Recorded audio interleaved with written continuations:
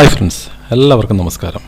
Learn ICT skill YouTube ചാനലിൻ്റെ പുതിയൊരു അധ്യായത്തിലേക്ക് എല്ലാവർക്കും സ്വാഗതം.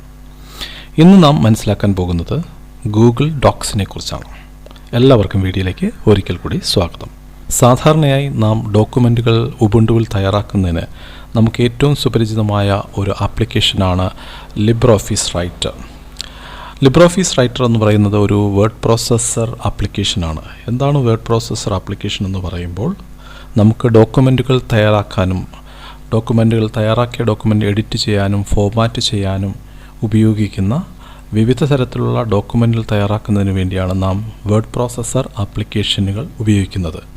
നാം അതിൽ സുപരിചിതമായി ലിബ്രെഓഫീസ് റൈറ്ററൊക്കെ ഉപയോഗിക്കാറുണ്ട്. എന്നാൽ ഗൂഗിൾ ഡോക്സ് എന്ന് പറഞ്ഞാൽ എന്താണെന്ന് നമുക്ക് ആദ്യം മനസ്സിലാക്കാം. ഗൂഗിൾ ഡോക്സ് എന്ന് പറയുന്നത് ഗൂഗിളിൻ്റെ ഒരു വെബ് ബേസ്ഡ് അല്ലെങ്കിൽ ബ്രൗസർ ബേസ്ഡ് വേർഡ് പ്രോസസ്സർ ആണ്. അതായത് നമുക്ക് സാധാരണ ഒരു വേർഡ് പ്രോസസ്സറിൽ ചെയ്യുന്ന എല്ലാ വർക്കുകളും ഓൺലൈനായി തന്നെ നമുക്ക് ഡോക്യുമെൻറ്റുകൾ തയ്യാറാക്കാനും ഡോക്യുമെൻറ്റുകൾ എഡിറ്റ് ചെയ്യാനും അവ ഷെയർ ചെയ്യാനും സാധിക്കുന്നു. ബ്രൗസർ ബേസ്ഡ് ആയിട്ടുള്ള അല്ലെങ്കിൽ ഓൺലൈൻ വേർഡ് പ്രോസസ്സറായ ഗൂഗിൾ ഡോക്സിൻ്റെ ഒരു വലിയൊരു പ്രത്യേകത എന്ന് പറയുന്നത് നമുക്കിത് ഓൺലൈനായിട്ട് ഷെയർ ചെയ്യാവുന്നതാണ്. അതായത് നമുക്ക് ഒരു ഡോക്യുമെൻറ്റിൻ്റെ വർക്ക് തന്നെ നമുക്ക് മൾട്ടിപ്പിൾ യൂസേഴ്സിന് നമുക്ക് ഷെയർ ചെയ്യുകയും നമ്മുടെ അതേ വർക്കിൻ്റെ ഭാഗമായി ആ വർക്കുകൾ മറ്റൊരു യൂസേഴ്സിന് ഉപയോഗിക്കുവാനും ആക്സസ് ചെയ്യാനും അതിൽ മാറ്റം വരുത്തുവാനും സാധിക്കുന്നു. ഇതാണ് ഓൺലൈൻ വേർഡ് പ്രോസസ്സറായ ഗൂഗിൾ ഡോക്സിൻ്റെ ഒരു പ്രത്യേകത. ഒരു വേർഡ് പ്രോസസ്സർ കൂടിയായ ലിബ്രെഓഫീസ് റൈറ്ററിൽ നമ്മൾ സാധാരണ ചെയ്യുന്നത് ലെറ്റർ ടൈപ്പ് ചെയ്യാം, ബയോഡാറ്റ ടൈപ്പ് ചെയ്യാം, വർക്ക്ഷീറ്റുകൾ നമുക്ക് തയ്യാറാക്കാം, നോട്ട്സുകൾ തയ്യാറാക്കാം, അസൈൻമെൻറ്റുകൾ തയ്യാറാക്കാം, പ്രോജക്റ്റുകൾ തയ്യാറാക്കാം. ഇപ്രകാരം തന്നെ ഇതുപോലുള്ള ഈ പറഞ്ഞ എല്ലാ വിഭാഗത്തിലുള്ള വർക്കുകളും നമുക്ക് ഗൂഗിൾ ഡോക്സിലൂടെയും നമുക്ക് ചെയ്യാൻ സാധിക്കും. അപ്പോൾ ഫ്രണ്ട്സ്, നമുക്കിനി എപ്രകാരം ഗൂഗിൾ ഡോക്സ് ഉപയോഗിച്ച് ഡോക്യുമെൻറ്റുകൾ തയ്യാറാക്കാമെന്ന് മനസ്സിലാക്കാം. 3 സ്റ്റെപ്പുകളിലൂടെയാണ് ഞാൻ ഈ കാര്യവും നിങ്ങളെ പരിചയപ്പെടുത്തുന്നത്. ഒന്നാമത്തെ സ്റ്റെപ്പിലൂടെ നാം പരിചയപ്പെടുന്നത് എങ്ങനെ ഗൂഗിൾ ഡോക്സ് എടുക്കാം. രണ്ടാമത്തെ സ്റ്റെപ്പിലൂടെ നാം പരിചയപ്പെടുന്നത് ഗൂഗിൾ ഡോക്സിലൂടെ ഒരു ഡോക്യുമെൻ്റ് എങ്ങനെ ഒരു സാമ്പിളായിട്ട് തയ്യാറാക്കാമെന്നാണ് രണ്ടാമത്തെ സ്റ്റെപ്പിലൂടെ പരിചയപ്പെടുന്നത്. മൂന്നാമത്തെ സ്റ്റെപ്പിൽ തയ്യാറാക്കിയ ഡോക്യുമെൻറ്റ്സ് എങ്ങനെ മറ്റുള്ളവരിലേക്ക് ഷെയർ ചെയ്യാമെന്നാണ് നാം പരിചയപ്പെടുന്നത്. അപ്പോൾ നമുക്ക് സ്റ്റെപ്പ് 1 പരിചയപ്പെടാം, എങ്ങനെയാണ് ഗൂഗിൾ ഡോക്സിലേക്ക് എത്തുന്നത് എന്ന് നോക്കാം. അതിനായി നാം ആദ്യം ചെയ്യേണ്ടത് application, internet, Google Chrome web browser open ചെയ്യുക. ഓപ്പൺ ചെയ്തതിന് ശേഷം നാം ഗൂഗിളിൻ്റെ ആപ്സിൻ്റെ ഒരു ഐക്കൺ ഇവിടെ കാണും. ഗൂഗിൾ ആപ്സിൻ്റെ 9 ഡോട്ട്സിൻ്റെ ഒരു ഐക്കൺ ഇവിടെ കാണും. ജസ്റ്റ് ക്ലിക്ക് ചെയ്യുക. അതിനകത്തുനിന്ന് താഴോട്ട് കാണുമ്പോൾ ഗൂഗിൾ ഡോക്സ് കാണാൻ പറ്റും. നിങ്ങൾ ഡോക്സിൽ ക്ലിക്ക് ചെയ്യുക.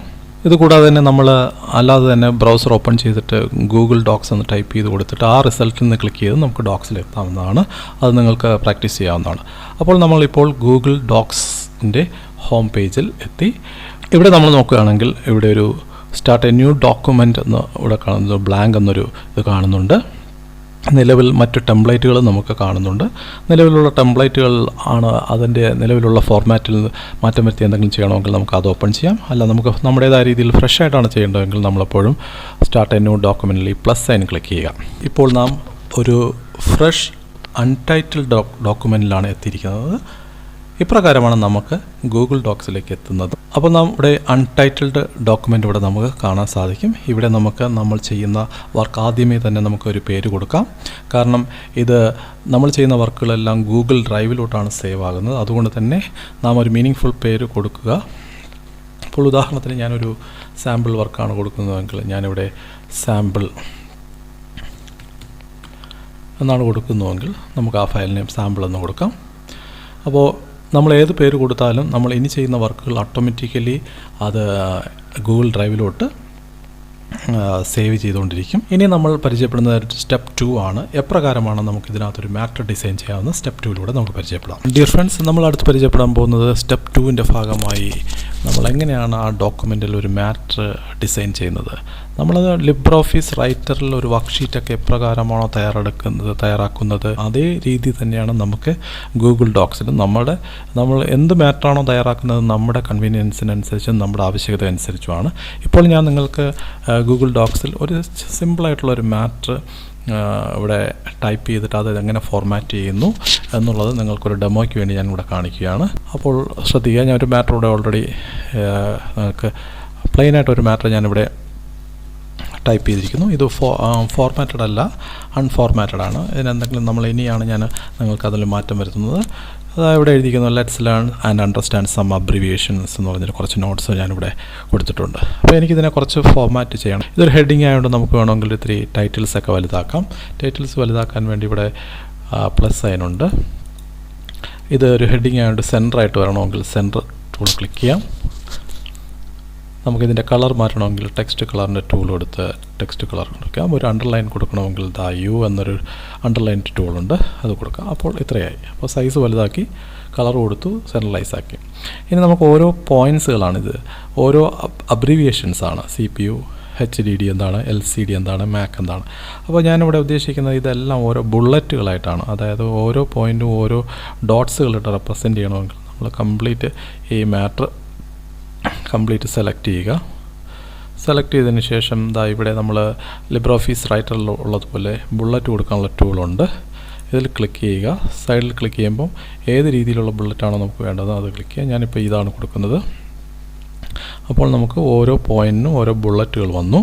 പ്രത്യേകിച്ച് നമുക്ക് ഈ ഓരോ ഇതിനും പ്രത്യേകിച്ച് ഓരോ അബ്രീവിയേഷൻസ് എടുത്ത് ഹൈലൈറ്റ് ചെയ്യാൻ വേണ്ടി അതിന് പ്രത്യേകിച്ച് കളർ കൊടുക്കണമെങ്കിൽ നമുക്ക് അതിനെ ഒന്ന് ബോൾഡ് ചെയ്ത് സൈസ് ഒന്ന് ഇത് ചെയ്തതിന് ശേഷം നമുക്ക് കളർ എന്തെങ്കിലും മാറ്റി കൊടുക്കണമെങ്കിൽ കളർ കൊടുക്കാം. ഇനി നമുക്ക് ഓരോ ലൈൻസുകൾക്കിടയിൽ സ്പേസ് കൊടുക്കണമെങ്കിൽ നമുക്ക് ലൈൻ സ്പേസിങ് എന്ന് പറയുന്ന ഒരു ഇത് ഉണ്ട്.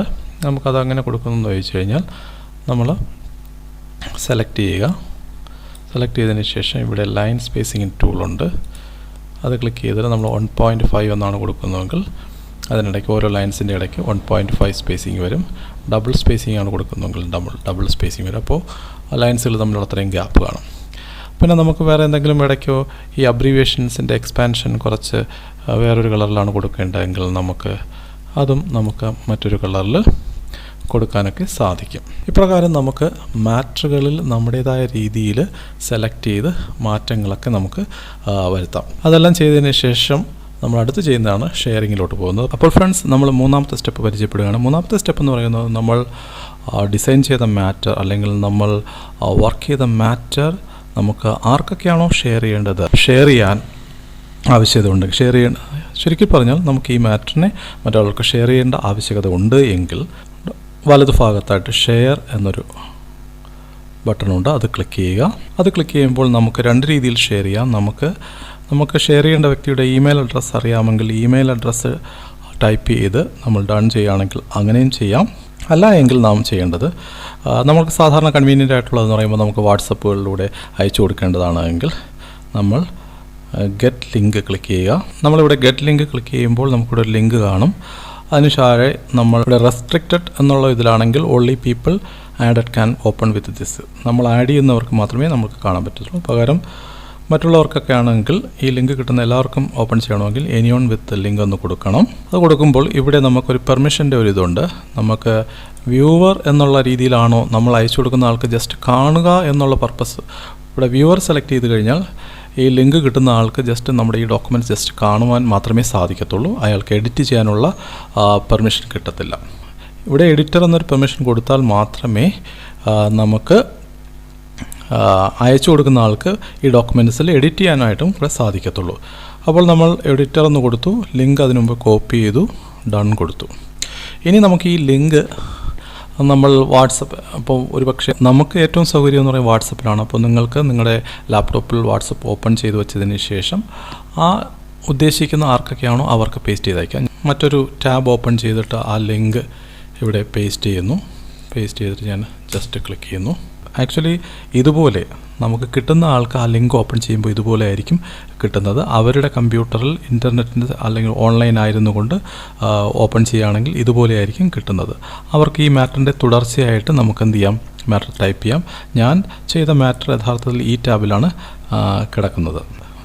അപ്പോൾ നമ്മൾ മനസ്സിലാക്കണം, അവർ അവിടെ നിന്നുകൊണ്ട് ടൈപ്പ് ചെയ്യുന്നത്. ഇപ്പോൾ ഉദാഹരണത്തിന് ഞാൻ ഒരു ചെറിയ മാറ്ററോടെ കൂട്ടിച്ചേർക്കുന്നു. അത് എപ്രകാരം ഞാൻ ചെയ്ത ആക്ച്വൽ മാറ്ററിലോട്ട് കൂട്ടിച്ചേരുന്നുണ്ടെന്നുകൂടെ നമുക്കൊന്ന് ചെക്ക് ചെയ്യാം. ഇവിടെ ഞാൻ റോം എന്ന് ടൈപ്പ് ചെയ്യുന്നു. This this stands for read only memory എന്നാണ് ഞാൻ ഇവിടെ കൂട്ടിച്ചേർത്തതെന്ന് വിചാരിക്കുക. ഇത് ഞാൻ മറ്റൊരു ടാബിൽ നിന്നുകൊണ്ട് മറ്റൊരു യൂസർ ചെയ്യുന്നത് പോലെയാണ് ഞാൻ ചെയ്യുന്നത്. അതെങ്ങനെ നമ്മുടെ ആക്ച്വൽ മാറ്റർ ഞാൻ ഇവിടെ ഒരു ടാബിലാണ് ചെയ്തത്. നമുക്ക് മനസ്സിലായി, നമ്മൾ ഷെയർ ചെയ്തപ്പെട്ട ലിങ്കിൽ നിന്ന് ടൈപ്പ് ചെയ്തപ്പോൾ അത് ആക്ച്വൽ മാറ്ററിൻ്റെ കൂടെ കൂട്ടിച്ചേർക്കപ്പെട്ടു. ഇതിൻ്റെ ഏറ്റവും വലിയ അഡ്വാൻറ്റേജ് തന്നെ ഇത് തന്നെയാണ്. അല്ലെങ്കിൽ വ്യൂവർ എന്നുള്ള രീതിയിൽ സെലക്ട് ചെയ്ത് കഴിഞ്ഞാൽ അവർക്ക് ജസ്റ്റ് മാറ്റർ മാത്രമേ കാണാൻ സാധിക്കത്തുള്ളൂ. അവർക്കൊരു എഡിറ്റിങ്ങോ ഒരു ചേഞ്ചസോ വരുത്താൻ സാധിക്കത്തില്ല. അതുപോലെ തന്നെ നമ്മൾ ഇത്രയൊക്കെ ചെയ്ത് കഴിഞ്ഞു, ഷെയർ ചെയ്ത് കഴിഞ്ഞു. അതിനുശേഷം നാം ആഗ്രഹിക്കുന്നു ഇതിനെ ഒന്ന് നമുക്കൊരു PDF ആയിട്ട് സേവ് ചെയ്യണമെന്ന് വിചാരിക്കുക. നമുക്ക് നമ്മുടേതായിട്ടുള്ള ഒരു PDF ആയിട്ട് നമുക്കിത് സേവ് ചെയ്യണമെങ്കിൽ നാം ചെയ്യേണ്ടത് ഫയൽ, ഡൗൺലോഡിനകത്ത് ഇത് പല ഫോർമാറ്റിലും നമുക്കിത് ഡൗൺലോഡ് ചെയ്യാം. വിൻഡോസ് ഉപയോഗിക്കുന്നവർക്ക് ഈ ഫയലിനൊരു വിൻഡോസിൽ മൈക്രോസോഫ്റ്റ് വേർഡ് എന്ന് പറഞ്ഞ വേർഡ് പ്രോസസ്സറിൽ ഓപ്പൺ ചെയ്യുന്ന രീതിയിൽ സേവ് ചെയ്യണമെങ്കിൽ മൈക്രോസോഫ്റ്റ് വേർഡിൻ്റെ ഫോർമാറ്റിൽ സേവ് ചെയ്യാം. അതല്ല ലിബ്രോഫീസ് റൈറ്ററിൻ്റെ ഫോർമാറ്റിൽ നമുക്ക് വീണ്ടും ഇത് ലിബ്രോഫീസ് റൈറ്ററിൽ ഓപ്പൺ ചെയ്യുന്ന രീതിയിൽ സേവ് ചെയ്യണമെങ്കിൽ ഓപ്പൺ ഡോക്യുമെൻറ്റ് ഫോർമാറ്റ് എന്നതിൽ ചെയ്യാം. മറിച്ച് നമുക്ക് എല്ലാ രീതിയിലും എല്ലാ ആപ്ലിക്കേഷനിലും ഓപ്പൺ രീതിയിലും മൊബൈലിലൊക്കെ സെൻഡ് ചെയ്യാവുന്ന രീതിയിലും എല്ലാ ആപ്ലിക്കേഷനിലും ഓപ്പൺ ചെയ്യുന്ന രീതിയിലൊക്കെ ആണെങ്കിൽ ഇതിനൊരു PDF ആക്കണമെങ്കിൽ ഫയൽ ക്ലിക്ക് ചെയ്യണം, ഡൗൺലോഡ് ക്ലിക്ക് ചെയ്യുക, PDF ഡോക്യുമെൻ്റ് എന്ന് ക്ലിക്ക് ചെയ്യുക. PDF എന്ന് ക്ലിക്ക് ചെയ്യുമ്പോൾ ഇതൊരു PDF ആയിട്ട് കൺവേർട്ടായി കഴിഞ്ഞു. വളരെ സിമ്പിളായിട്ട് തന്നെ PDF ആയി കഴിഞ്ഞു. നമുക്കിതൊന്ന് ഓപ്പൺ ചെയ്ത് നോക്കാം. ഇപ്പോൾ നമ്മൾ ചെയ്ത വർക്ക് PDF ഫയലായിട്ട് ഡൗൺലോഡ്സിൽ സേവ് ആകുകയും ചെയ്തിട്ടുണ്ട്. അപ്പോൾ നാം മനസ്സിലാക്കേണ്ടത് നമ്മൾ ചെയ്ത വർക്കുകൾ നമുക്ക് ഗൂഗിൾ ഡോക്സിലൂടെ മറ്റുള്ളവർക്ക് ഷെയർ ചെയ്യുകയും അതിനെ PDF ആക്കുകയൊക്കെ ചെയ്യാനുള്ള സംവിധാനം ഗൂഗിൾ ഡോക്സിലുണ്ട്. എല്ലാവരും നന്നായിട്ട് മനസ്സിലാക്കുക, പ്രാക്ടീസ് ചെയ്യുക. വീണ്ടും മറ്റൊരു ട്യൂട്ടോറിയൽ കാണുന്നവരെ നന്ദി, നമസ്കാരം.